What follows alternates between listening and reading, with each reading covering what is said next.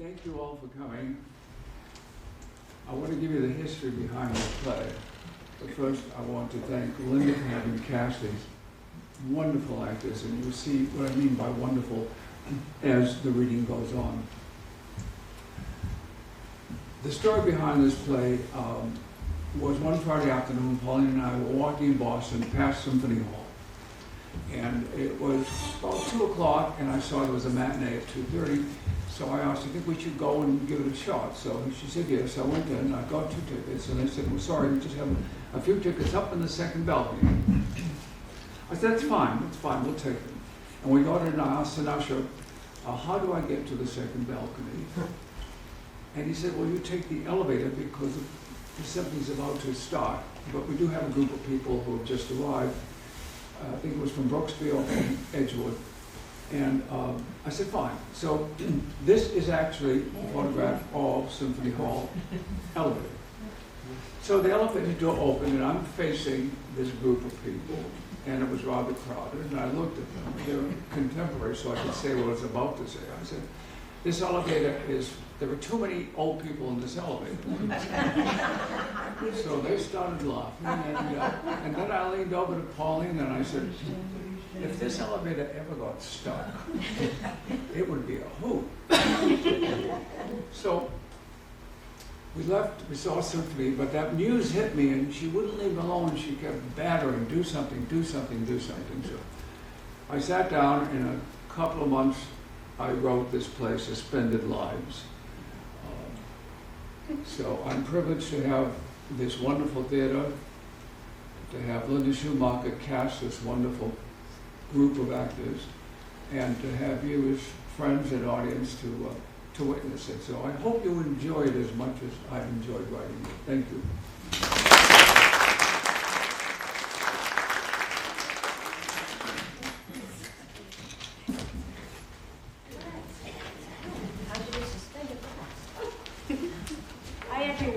My name's Linda Schoonmaker.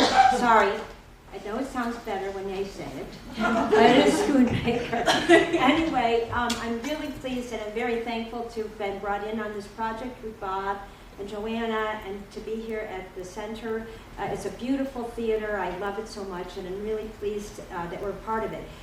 My actors today are Jennifer Stearns,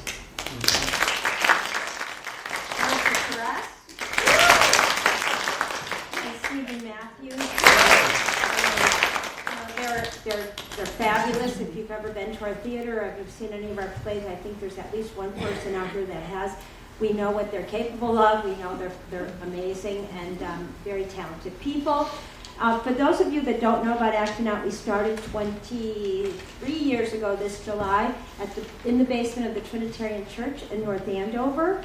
And we've grown considerably over the years. We've just spent the last 17 years. We are in Lawrence right now on Island Street on the top floor above the Essex Arts Center. So if you're familiar with that, you can visit our website and see what's going on. And we'll be back here with a few more actors on May 18th. That's the next in the series. So we hope to see you then. Are we ready, Bob? Excellent. Okay. So I'm going to introduce our characters and where we are, although I think you guys can see where we are. Our cast of characters are Ned, a 40-something, good-looking male, professionally dressed. He's a physician. Edwina, a 40-something, attractive, professionally looking female, assistant managing director at Symphony Hall. And Mildred, a supermodel. Not quite 50-something. Neat and casually dressed food service employee. These people are in an open elevator on the ground floor of Symphony Hall with Mildred and her cart standing in the middle of the elevator.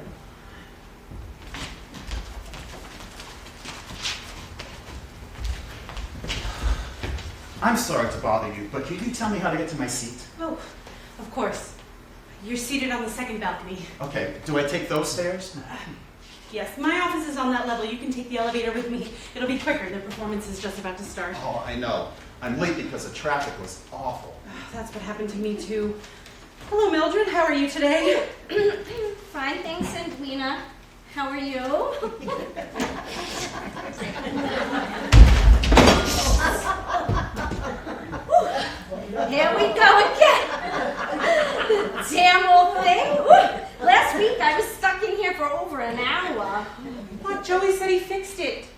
it's not Joey's fault. This elevator was put in when the building was first built 100 years ago. Joey says it's hard to get the parts for it. I'll take it up with the board again, but in the meantime, looks like we're all going to be late. I hope this gentleman doesn't miss any of the performance. It's a really good one. Bach and Beethoven, it always packs the hall. I'm so sorry. It's not your fault. Since we're gonna be here for a while, we might as well introduce ourselves, right? My name is Mildred, and this is Edwina. Well, pleased to meet you both. My name is Ned, and thank you, Edwina, for trying to help me. I wanted to get you there for the beginning of the symphony. This is so frustrating. This elevator is so old, there's not even a telephone or a bell signal in it. Well, I've got my cell phone. Don't even try it. There's no internet service. We're stuck. So, let's make the best out of it, right? You live around here, Ned? Well, I live about 30 miles away right now, but I just accepted a job in the city, and I'm looking for a place in the South End. Oh, the South End. That's where you live, right, Edwina? Maybe you can help Ned find a place. I'm sure Ned has a real estate agent looking for him. No, I haven't, actually. I've just been looking online with no luck so far. Well, Edwina, didn't you tell me that your neighbor from across the hall was moving out and that you were worried that some loser might move in? Maybe Ned, would be interested. He seems like a very nice young man. I mean, you're not a serial killer, are you? Well, not anymore. With my new job and everything, I just don't have the time. But of course, if a close friend asks, maybe just a quick hit. Look at a sense of humor, Edwina, she has a great sense of humor too. She always makes the staff laugh. I get my biggest laugh when I tell people you're my friend. Yeah, that's more like it. Wait, I know how we can enjoy our time together. What are you doing? Yeah, well, that's okay. I cleaned those floors. All right, listen. What are we celebrating? We are celebrating. Not on my scripts. You're handsome, but you're not smart. Okay. Listen, we are celebrating Ned's new job and find him a new place to stay. And besides, I have to open this bottle anyway, because when the little old ladies who are bussed in from the retirement home come, woo! During intermission, they can't wait to get Chardonnay. I can barely keep up with them. I'm sure they'll pass out for the second half of the performance. Everyone around them can still, hear. They think that snoring is part of the symphony. Well, thank you.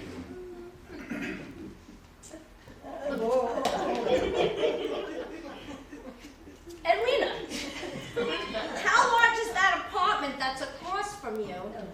The same size as mine. 2 bedrooms, a den, living room, kitchen. Is that good for you and your wife or your girlfriend then? Oh, well, it's perfect for me. I'm not married, and right now I have no girlfriend. That is great. I mean, about the apartment size. Hey, have you guys had lunch yet? No breakfast or lunch. I wanted to get to my office earlier than usual to prepare for the upcoming board of directors meetings. What about you, Ned? No, but I thought I would get here in time to have a sandwich and coffee before the performance. They told me there are 2 cafes in the hall. Well, there are, and I was headed up to them to restock. So, turkey and cheddar sandwich, okay? Oh, I am hungry, thanks. I'll split it with you, Edwina. Thank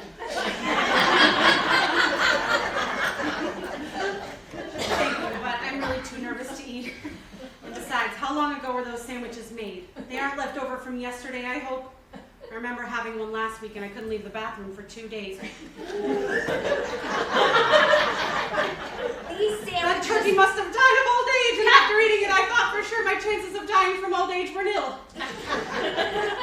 These sandwiches just arrived, but I can't tell you what the turkey died. They don't print that on the package, but there is an 800 number on there. You can ask. Oh, I would love to definitely know with that conversation. Anyway. So I never met anyone named Ned before. Is that Ned a nickname? Well, yes, for Edward. We should come. Okay. Mine Edward. Wait, what? Well, let me tell you how they got Ned from Edward. Thank you. How'd you do that? I looked it up, and it's from Old English. Oh. I read that it came from some of their mothers calling their sons mine Edward. Mine Edward. Mine Edward. Mine Ned. My Ned. Oh! I can see that now. Well, what about you, Edwina? Think about it. If back then they called you mine Edwina, your nickname would be Ned too. I'm gonna start calling you that.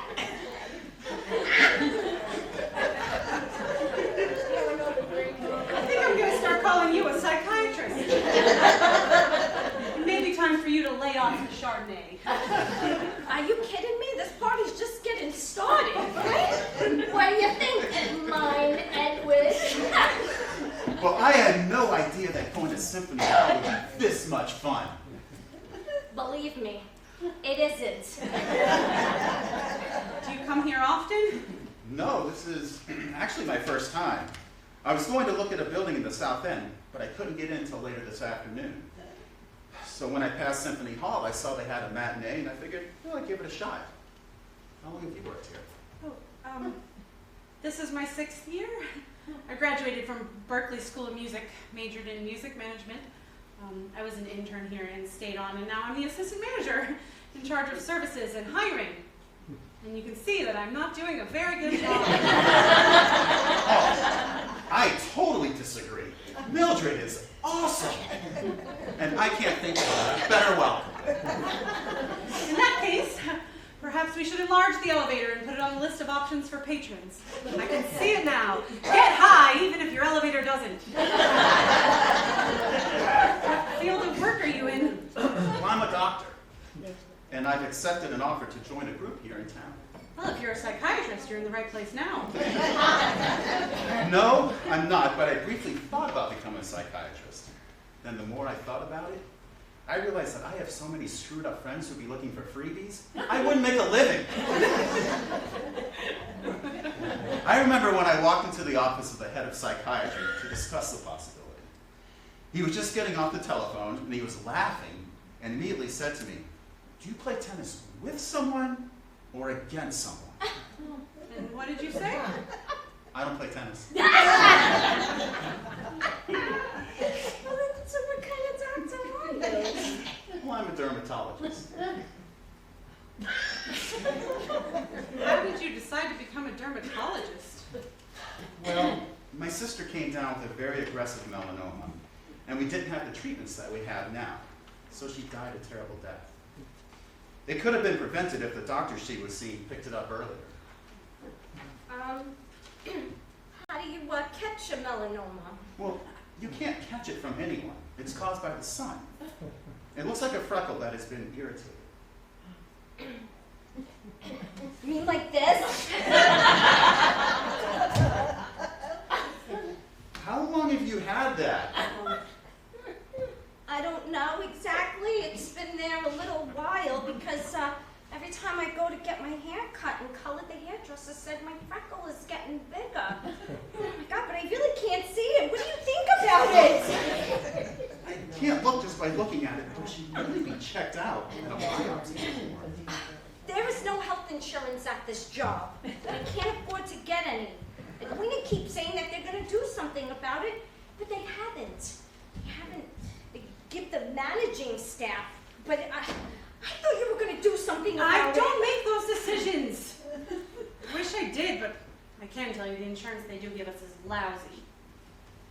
But it's better than nothing. Here, take this. The bottom number is my personal cell phone. Call me in 2 weeks. I should have my office established, and you can come over and I can do what has to be done. Now, don't you worry about your insurance. It's important. You have to promise me you will come. Oh, I promise.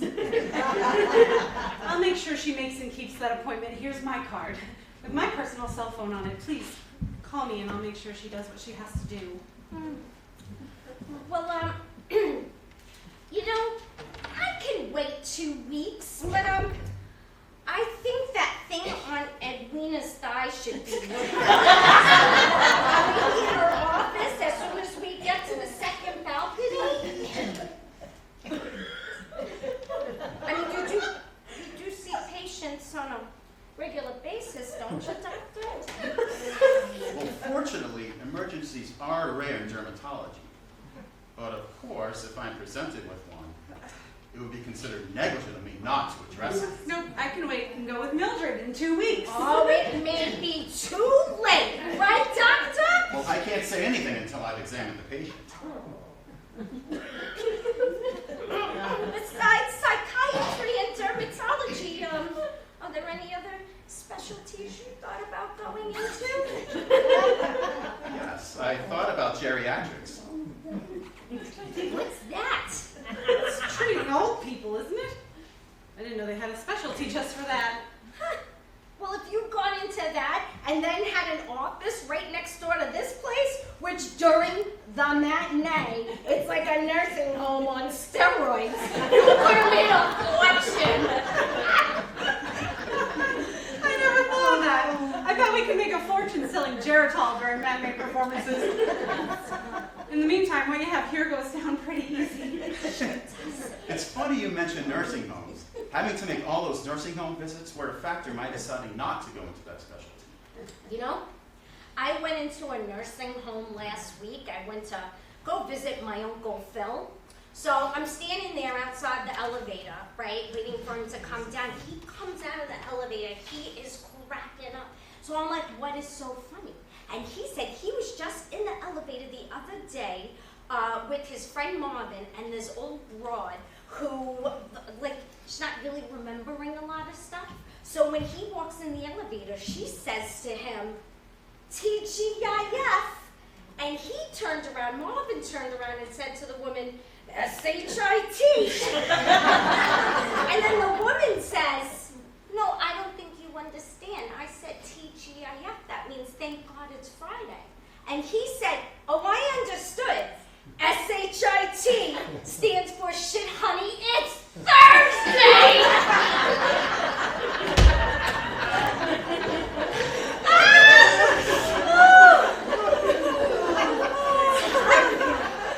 I also have an uncle with a great sense of humor. He was a stand-up comic for a while. Oh, I love going to YouTube and watching some of the great stand-up comics. Guys like Henry Youngman, Benny Hackett, Don Rickles, George Allen, and Jackie Mason. Then you really would enjoy meeting my Uncle Harry. He always has a joke, and some of them are so funny I can never get to the punchline without breaking up. Well, tell us one. Oh, but first, hold on. I got some brownies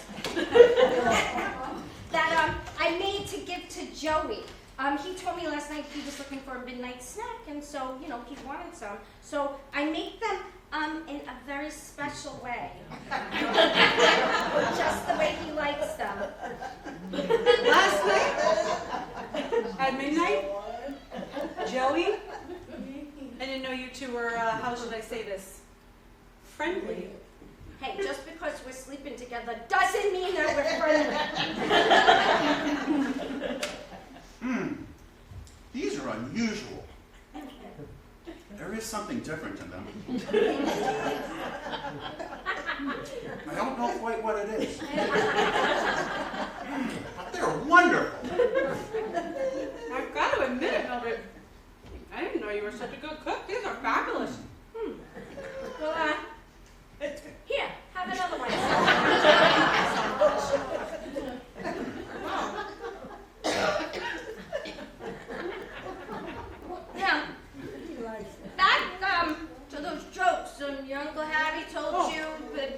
go up with something? Okay, here's one of my favorites. This elderly woman goes to a new primary care doctor and she's having her history taken. And after a number of the usual questions about age and diet and exercise, the doctor almost apologetically says, I have to ask you this question, but do you and your husband still have intercourse? The woman replies, hold on a minute, I'll be right back. And she opens up the waiting door and yells out, hey George, the doctor wants to know if we still have intercourse. And George yells back, how many times do I have to tell you what we have is Blue Cross Blue Shield?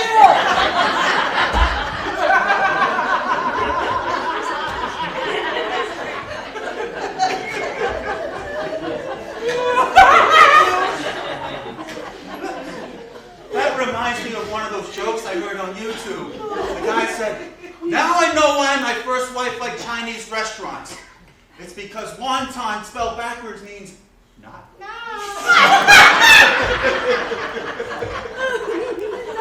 just want you to know that at me, I hate Chinese food, so you won't have any not now worries around there.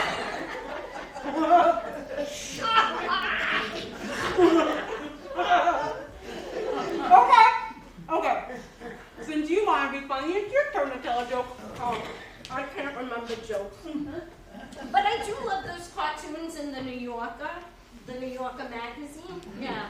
And one of my favorites is this cartoon, and it shows this attorney, and he's leaning over his client after having lost the case, and he's saying, of course we're going to appeal, but in the meantime, try to escape. Wait, I want to get serious for a moment. Can I ask you that question? Well, sure. It's not just jokes that I can't remember. Lately, I've been forgetting a lot of things. Like, how do I know if I'm not getting that Alzheimer's thing? Well, look, all you hear nowadays is news about someone who has or is getting Alzheimer's. It's a terrible condition, but just because you forget something from time to time does not mean you have it or are going to get it. We all experience some degree of forgetfulness. But how do you know what's normal and then what's not normal? Well, when we were in medical school, they told us there are several types of normal memory difficulties. Like what? Well, like sometimes we forget some things because we didn't pay enough attention to them, because we were doing or thinking of something else at the same time. And we've all tried to remember the name of someone, and we keep coming up with similar names to the one we want, and it drives us crazy. That happens to me all the time. Like I see someone I know walking toward me and I can't remember their name. It's so embarrassing and frustrating. Exactly. Also, as we grow older, we can absorb fewer details because of more trouble processing information rapidly. That's age-related normal. Now look, we don't run as fast as we used to either. And finally, it's important to know that it works the other way too. Sometimes we are tormented by memories we wish we could forget. When those traumatic memories persist, they can lead to depression and post-traumatic stress syndrome. Oh, my cousin Lois had that. Bad. I remember as a kid just sitting in the room with him and my dad, and then we heard this car backfire, and then my uncle screamed and ducked under the kitchen table. Exactly. So there you have it. All those things are considered normal reasons for memory lapses. That was impressive. Sure was. I mean, if you can remember all that, I mean, then you don't have a problem. And neither do you. What you're experiencing, everyone experiences to some degree at one time or another. So, do you feel better now? I mean, that's a lot to take in, but I think so. Thank you. No problem. Now let's change the subject and keep enjoying this wine and brownies. Woo! You know, Mildred, when you mentioned the New Yorker lawyer cartoon, I remembered a cute little lawyer-doctor joke. Now, during a party, a doctor was telling a lawyer how he's sick and tired of his friends asking for free medical advice all the time. Well, the lawyer says, just do what I do and leave them a bill in the mailbox. Doctor thinks about it. He says, I like that idea. I think I'll try it. When the doctor gets home that night, He's got a bill in his mailbox from the lawyer. I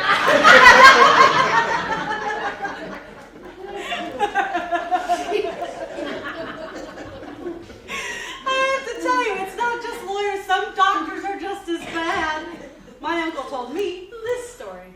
A doctor tells his patient he can only give him 6 months to live. When the patient tells him he's sorry, but he won't be able to pay the doctor's bill because he won't have enough time to raise the money, the doctor gives him 6 more months.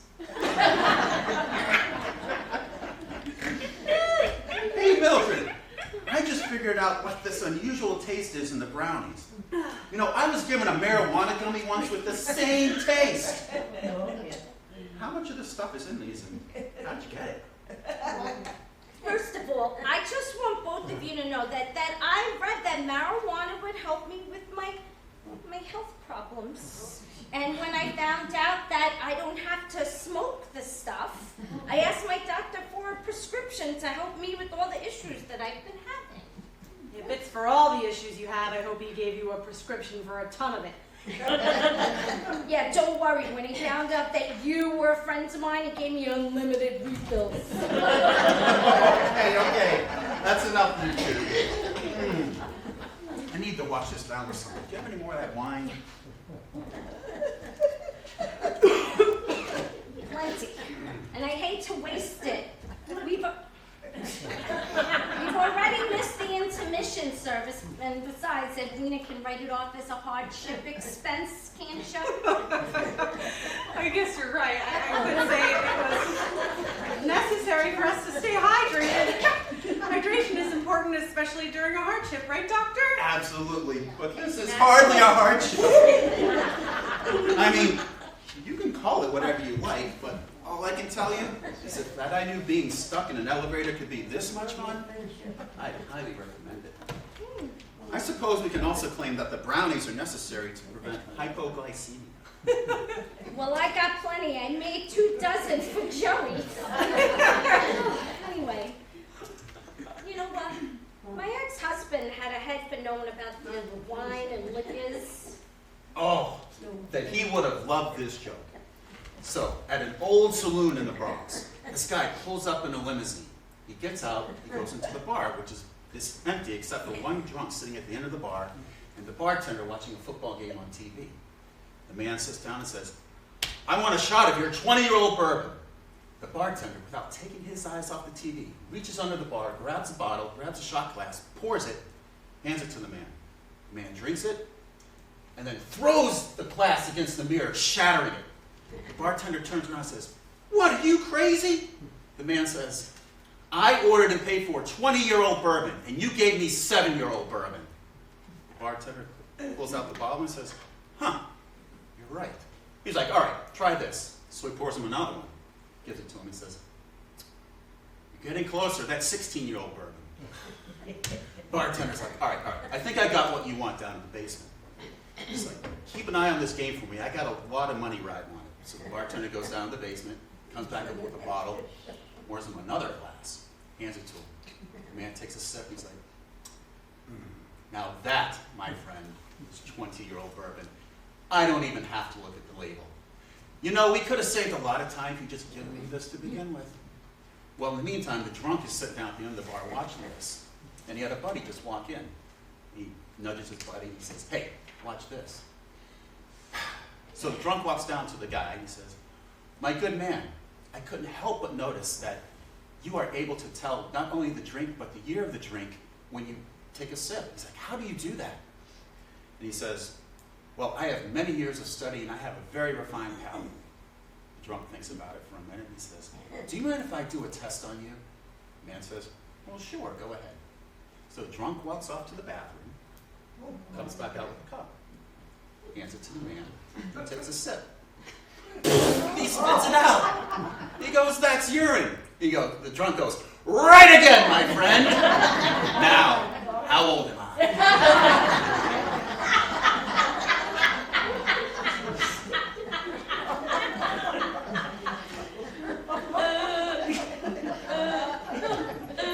No, this is not my first elevator drama.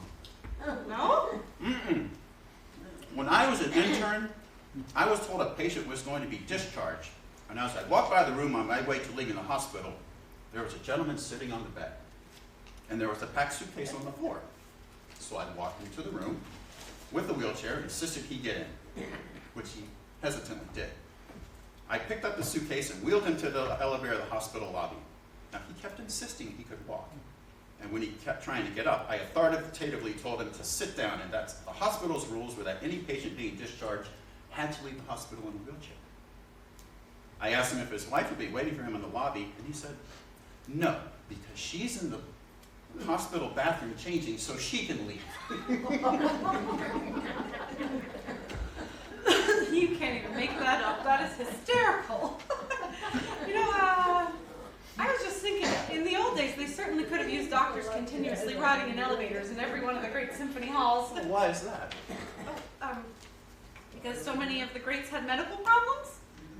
For instance, Handel and Bach both had vision problems in their 60s, secondary to failed cataract surgery. And Beethoven started losing his hearing at the age of 28 and was completely deaf by 44. At the performance of his Ninth Symphony, he had to be turned around to see the audience applauding because he couldn't hear it.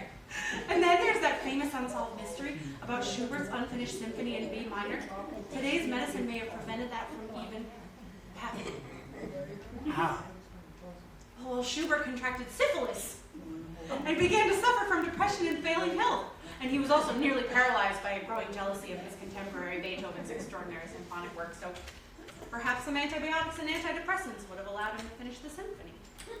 You're probably right. There were no antibiotics in those days. All they had were very rudimentary options. Even their diet had no or very little nutritional focus. So, speaking of diet, do you cook? Not at all, but I love tea. Do you cook? Yeah, I like to experiment with new recipes. And I like reading about the history of cuisine. Did you know some of the most famous composers had interesting favorite recipes? What were they? Well, Mozart, for instance, loved liver dumplings and sauerkraut. Stravinsky loved royal jelly honey. Wagner was a vegetarian. But all the best and tastiest recipes came from Rossini. What are they? I know he was famous for composing The Barber of Seville, but I didn't know about his interest in food. He was very interested in food. His two most famous recipes are tornadoes alla Rossini and chicken alla Rossini. Can't see it. Oh God, am I supposed to say something? That sounds delicious, don't you think, Ned? Absolutely. My favorite is chicken alla Rossini. I like to make it with chicken thighs, sauteed in olive oil and butter with onions, and I place everything with a slice of semi-soft provolone cheese in the oven and serve it over pasta. Those sound delicious. I love Italian. Ooh, then it's settled. What's settled? What you're gonna serve Ned when you invite him over to your apartment tonight so that he can see if he wants to buy the apartment across from you. That's the same layout, right? Yes. But No books. Okay. I know you're free tonight because you asked me if I wanted to go to the movies with you. No, because of this delay, I'm sure Edwina has a lot of work to catch up on. And doesn't have time to get all those ingredients. No, it's too much of an imposition. Oh, no, it's not an imposition.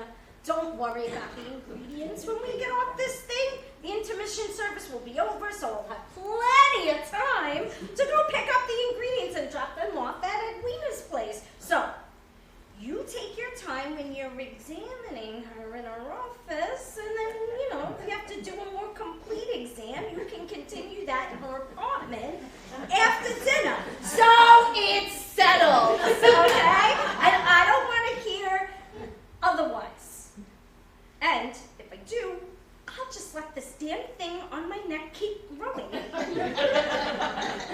So it's settled, and I don't want to hear another thing about it. Now, Edwina, on a completely different note, is it true that Zachariah is going to be retiring? yes, the board thinks it's time for us to have a younger, more energetic conductor. Oh, well, I hope with less of an attitude. That I doubt. Conductors are all the same. Temperamental? Yes, they all are. Do you know what the difference is between a conductor and God? No. God never thinks he's a conductor. But speaking of Zachariah, he's probably going ballistic right now. Well, it doesn't take much for him to go off the rails, but what's gonna set him off this time? I mean, he won't care for your leg. What's that? It's Martin Zachariah's baton. He dropped it, and it needed to be repaired, and I picked it up this morning. So what's he using now? Well, you know what? He can use one of these croissants. I don't know how long it's been and when they were made, but I'm sure the baker died of old age. He could be using anything, sometimes even a rolled up sheet of music. So it doesn't have to be made of any special material or any particular length? No, they usually run between 1.5 to 2 feet long, but years ago some conductors were using very long wooden rods, about 6 feet long. In fact, a conductor was killed by one once. How? They used the long baton to tap out the tempo of the music on the floor of the stage, and this one conductor hit and cut his foot, and it became gangrenous, and he died. Well, the same thing would have happened if he hit his foot with one of these things. Wait, this may be a silly question, but why do they even need a conductor? I mean, the musicians are reading the music, and they can't look up at him all the time. Is it just for show or just dramatic touch for the performance? The role of the conductor is to be sure the entire composition, either a concerto or a symphony, is presented exactly how the composer intended, as far as timing, fluidity, tonicity, and intensity. Each musician is only playing a part of the tapestry, and that tapestry is only as beautiful as those parts are woven together. I'm sure it could be done, a symphony without a conductor, but that would be like performing a play without a director. I know a little more about that. I dated an actress once, and I know she relied heavily on the director. She told me that the director is essentially the audience, and in that capacity works to create through stage directions, dialogue, tempos, inflections, settings, and even lighting, the best possible theater experience for the audience. Well, if I wanted to create the best possible experience for the audience in this place, I'd had them print a cross and skull bones on the side of this food and beverage cart. When speaking of food and beverage, are they going to give that old prima donna Zachariah retirement party? There's been no talk about a retirement party, but the board of directors is trying to come up with a decent retirement package for him. I don't know how they're going to come up with a figure that'll please him. The way they pay around here, I doubt they will. Look at what all the musicians get for a salary. Don't they get paid well? Are you kidding? Ugh. You know what the difference is between a musician and a large cheese pizza? No? A large cheese pizza can feed a family of 4. Funny, but unfortunately true. You know, speaking of retirement plans, I have a story that you can share with your board of directors that may get them thinking. Now, the Army decided they had too many generals, so they said they would have to retire 3 of them. And what they wanted was a plan that would properly compensate them for their service to the country. So they said to the 3 generals, pick any 2 spots on your body, and we will measure it and give you $10,000 per inch. So the first general stands up. He puts his arm straight up in the air and he says, measure me from the tip of my index finger all the way down to my right toe. So they did that, and they paid him $10,000 per inch. Second general stands up, does the same thing, except he stands up on his tippy toes. They pay him the appropriate amount. The third general doesn't get up, he just sits there and he says, I want you to measure me from the tip of my right kneecap all the way up to my testicles. The corpsman says, sir, I don't think you understand. You want the greatest distance to get the most amount of money. The general says, young man, I said measure me from my kneecap up to my testicles. Okay. So the corpsman gets down, and he starts measuring, and he gets up underneath his boxers, and he says, General, where are your testicles? The general leans back, smiles, and goes, in Vietnam.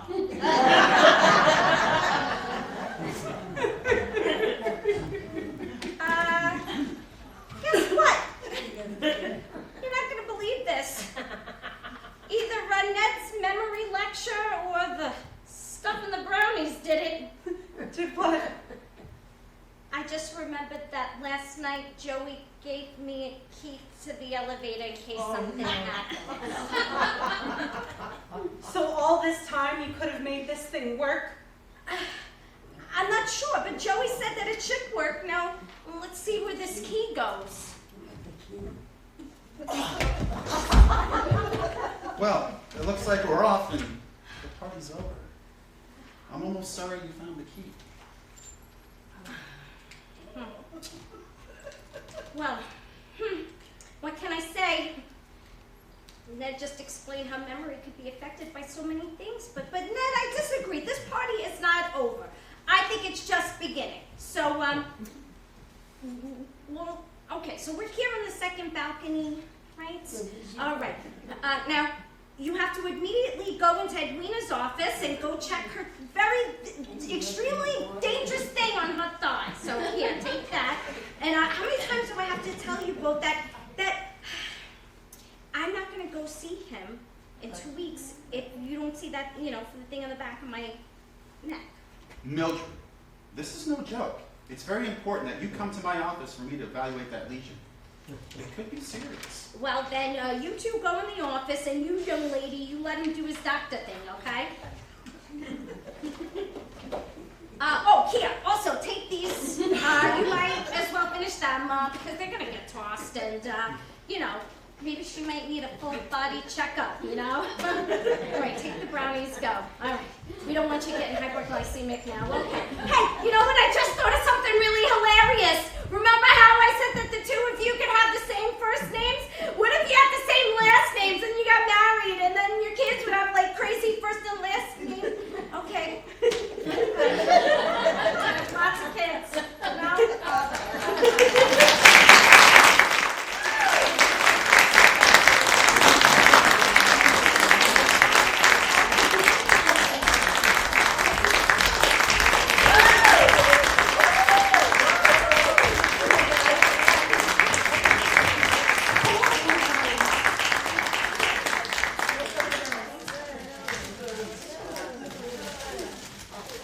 Does anybody want a special brownie?